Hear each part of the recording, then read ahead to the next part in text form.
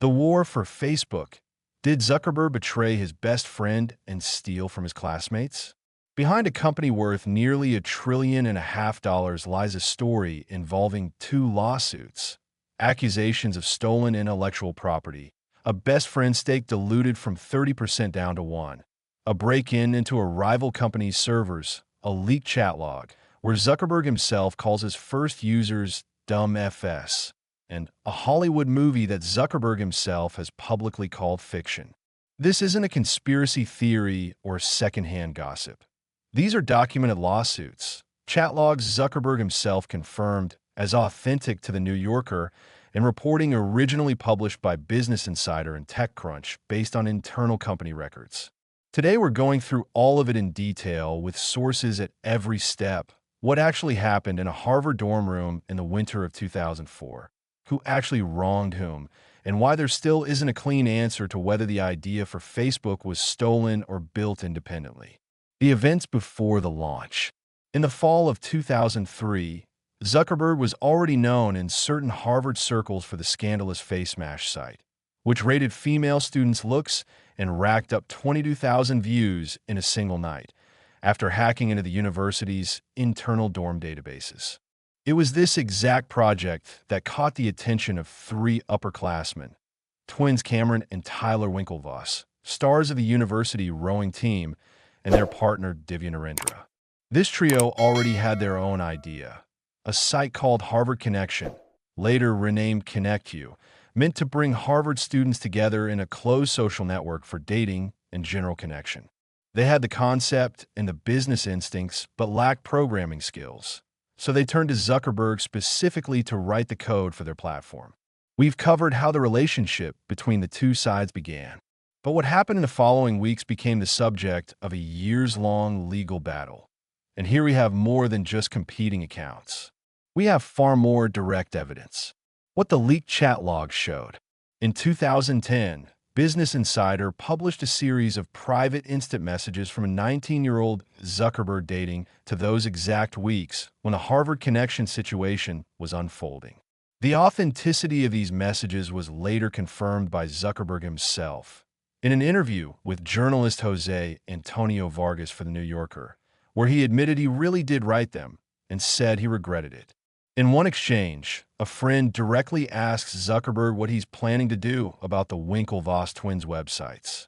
Zuckerberg replies, word for word, "I'm going to F them," followed a moment later by a typo correction confirming what he meant, a message that's hard to read as an offhand slip given the timing, landing right around the launch of the Facebook.com. There's another, even more widely discussed exchange from the same period, not directly related to the Winklevoss twins, but revealing how the young Zuckerberg viewed users and their data more broadly. In it, he tells a friend he has access to more than 4,000 emails, photos, and other pieces of personal data belonging to Harvard students, because people just submitted it. When the friend asks how he pulled that off, Zuckerberg replies, "They trust me," and then calls those users a crude term for gullible people. Business Insider later published even more of this kind of correspondence, and Facebook never officially disputed the authenticity of any of it. We've covered what the chat logs revealed, but the allegations of questionable behavior during this period have an even more serious, documented follow-up, one directly tied to the lawsuit itself. Breaking into a rival project's servers.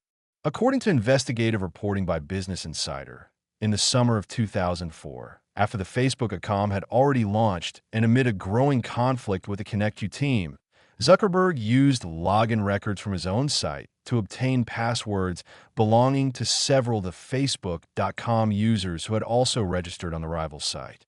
Using one of those passwords, he logged into the private section of ConnectU to check on how development of the competing product was progressing, and at least once used the same method to access a personal email account believed to belong to a member of the rival team.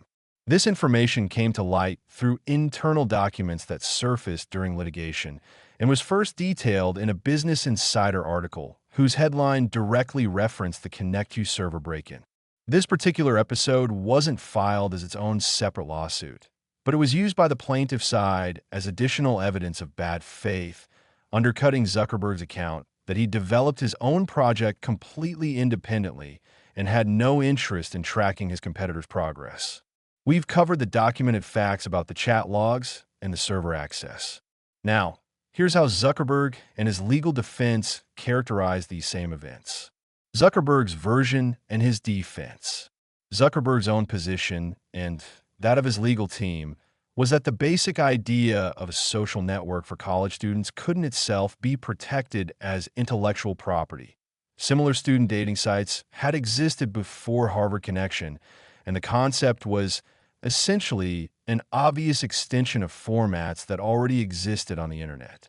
According to the defense, Zuckerberg built the Facebook.com from scratch, with its own architecture, its own code, and its own set of features fundamentally different from what the Winklevoss twins had proposed. Most notably, an open news feed and a profile system that hadn't existed in Harvard Connection's original concept. An important legal detail that played a role in the case. Zuckerberg never signed a written contract or non-disclosure agreement with the Winklevoss twins. Their arrangement was purely verbal, which made it significantly harder to prove a direct legal violation, even if the moral picture, especially in light of the chat logs and the server access, remained deeply contested. Zuckerberg himself, in that same New Yorker interview, admitted he'd been an immature 19-year-old, saying in his own words that if you're going to build a service that becomes influential and that a lot of people rely on, you need to grow up, and that he believes he genuinely has grown and learned a great deal since then. At the same time, he expressed concern that the film about Facebook's founding would lock him into the image of a cold, calculating person for decades, regardless of how much he'd actually changed. We've covered both versions of events and the sources backing them up. Now, to how the standoff actually ended in court. The lawsuit and the settlement. The Winklevoss twins and Narendra filed a lawsuit against Zuckerberg in 2004, almost immediately after the Facebook.com launched. The legal process dragged on for years and ultimately ended in 2008 with an out-of-court settlement worth roughly $65 million, part paid in cash, part in company stock. You'd think the story would have ended there. But the Winklevoss twins later filed a second lawsuit, claiming that during the settlement, the real market value of Facebook stock had been deliberately understated at the time of the payout. In other words, they claimed they'd been deceived again, this time during the very process of resolving the original dispute. The appeals court, however, rejected this second claim in 2011, ruling the original settlement final and binding, with Judge Alex Kaczynski writing plainly in his opinion that the Winklevoss twins, with their Harvard educations and their team of highly paid lawyers and financial advisors, had more than enough resources to properly evaluate the terms of the deal at the time they signed it. We've covered how the Winklevoss story ended in court. But there was another conflict that rarely gets as much public attention, even though, at its core, it's far more personal, because it involves not distant classmates, but Zuckerberg's closest friend and business partner, Eduardo Saverin. Betrayed best friend or ineffective partner. Eduardo Saverin wasn't just one of the co-founders. He was Zuckerberg's close friend, his dorm roommate, and the person who provided the initial capital to launch and maintain the project's servers in its earliest days, roughly $15,000 in total put into a joint company bank account. Under the original agreement, he was meant to hold a significant stake in the company, by various estimates, around 30%, and held the title of Business Development Director. Correspondence from that period, also published by Business Insider, reveals a fairly surprising detail. When one of Zuckerberg's friends called Saverin a sucker in conversation for paying for the servers alone with no written guarantees, Zuckerberg unexpectedly defended his friend, replying that Saverin wasn't a sucker. He just believed the project would make money.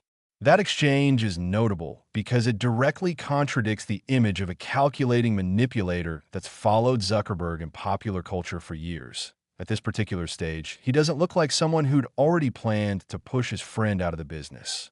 The trouble started later, in the summer of 2004, when Zuckerberg and part of the team moved to Palo Alto to develop the project full-time while Saverin stayed in New York, continuing a summer internship and finishing his degree. By his own later account, he was trying to secure the project's financial stability by lining up advertisers, working remotely. But from the perspective of the rest of the team in California, Saverin's physical absence at the exact moment the company needed to scale became a serious problem, and Dustin Moskovitz, the second co-founder and Zuckerberg's roommate, later confirmed in various interviews that it was specifically the question of Saverin's day-to-day involvement, not personal animosity, that lay at the root of the conflict. We've covered the roots of the conflict, including that fairly surprising early episode where Zuckerberg defended Saverin. But the resolution of this story involved a legal maneuver many people considered especially harsh toward a close friend, regardless of how their relationship started out. The diluted stake and Saverin's lawsuit. When the company was officially restructured as a new legal entity in Delaware, management issued a new batch of shares to the rest of the team and investors, which sharply diluted Saverin's stake, according to some sources, from roughly 30% originally down to a stake measured in single digits of a percent. Formally, this process was a legal corporate procedure, but according to Saverin himself, he was never properly informed of the full consequences of the documents he was signing, which were presented to him as routine paperwork. Later correspondence, also published by Business Insider, shows that by this point the relationship between Zuckerberg and Saverin had genuinely soured far more than it had been in the earlier days. Both men, in messages to other people, described each other in fairly harsh terms, which supports the idea that the conflict escalated gradually rather than being planned by Zuckerberg from the very first day they met.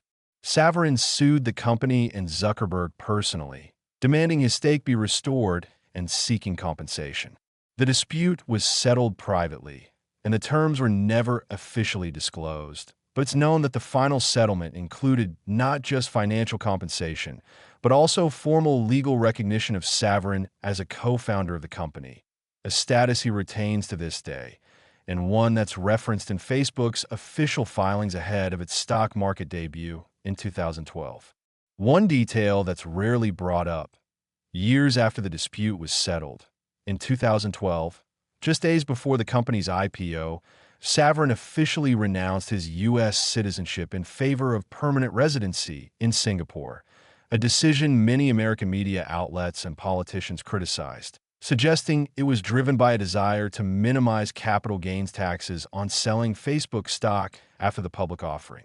Saverin himself and his representatives denied the decision was tax-motivated, saying the process had already been underway long before the IPO.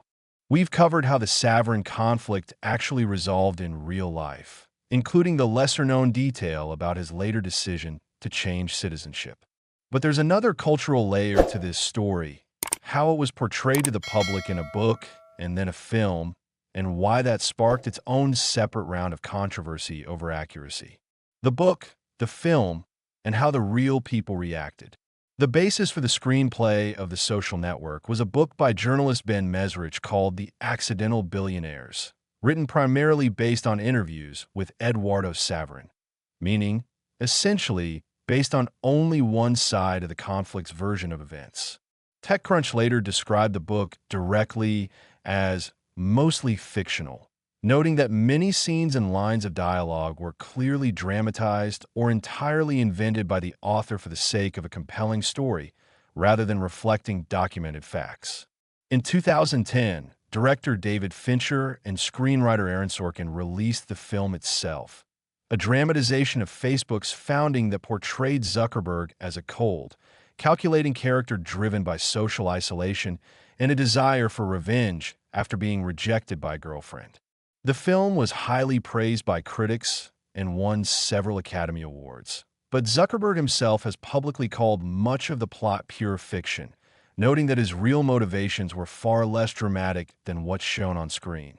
In particular, he's publicly confirmed he was already in a relationship with Priscilla Chan, his future wife, long before Facebook was founded, which directly contradicts the film's setup, where a breakup with a fictional girlfriend becomes the trigger for building the site. It's also worth mentioning a lesser-known but telling detail from that era.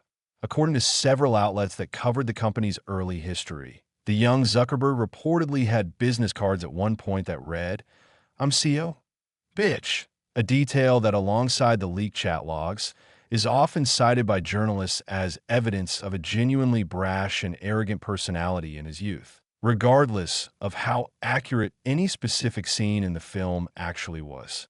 Interestingly, even the Winklevoss twins received a fresh wave of public attention after the film's release and used part of their Facebook settlement to launch a successful cryptocurrency exchange of their own, Gemini, which at one point was also valued in the billions of dollars. An unexpected twist to their story. Facebook's would-be co-founders went on to become major entrepreneurs in an entirely different tech industry themselves. Conclusion: who was actually right? If you try to give an honest, balanced assessment of both stories, relying on documented sources rather than secondhand retellings, the picture that emerges is mixed, but considerably less flattering to Zuckerberg than his official public position suggests. In the Winklevoss case, the dispute centered on a basic idea, one that's extremely difficult to legally protect on its own. But the moral picture looks far murkier given the chat logs where 19-year-old Zuckerberg directly states his intent to deceive them, and given the documented fact of unauthorized access to their rival project servers. In Saverin's case, the picture looks different. Judging by the early correspondence, Zuckerberg didn't start out hostile toward his friend and even defended him against ridicule. The conflict built up gradually, driven by genuine disagreements over involvement in the company's day-to-day work, rather than cold calculation from the start. That said, the sharp dilution of his stake through a formal legal procedure whose full consequences Saverin says he wasn't properly informed of remains a clear example of how technically legal corporate mechanisms can be used to push a partner out of a business, regardless of the history of the personal relationship involved. That said, it's important to understand, neither of these legal cases established Zuckerberg's guilt in a formal legal sense. Both disputes were resolved through settlement rather than a court verdict, which by definition means a compromise between the parties, not a proven finding against either side in the eyes of the court. The founding story of Facebook is a rare example of one of the biggest business success stories in tech history, simultaneously becoming the source of two separate, serious legal conflicts with the same founder's closest partners, documented not just through the participants' own retellings, but through correspondence the man at the center of it all confirmed as genuine himself, which makes it one of the most contested and best documented origin stories in all of Silicon Valley history. If this was useful, subscribe. More stories of the behind-the-scenes conflicts behind today's biggest companies are coming next. This channel is for educational purposes only. We share research and biographical information, not financial advice. We're not responsible for any decisions made based on this content.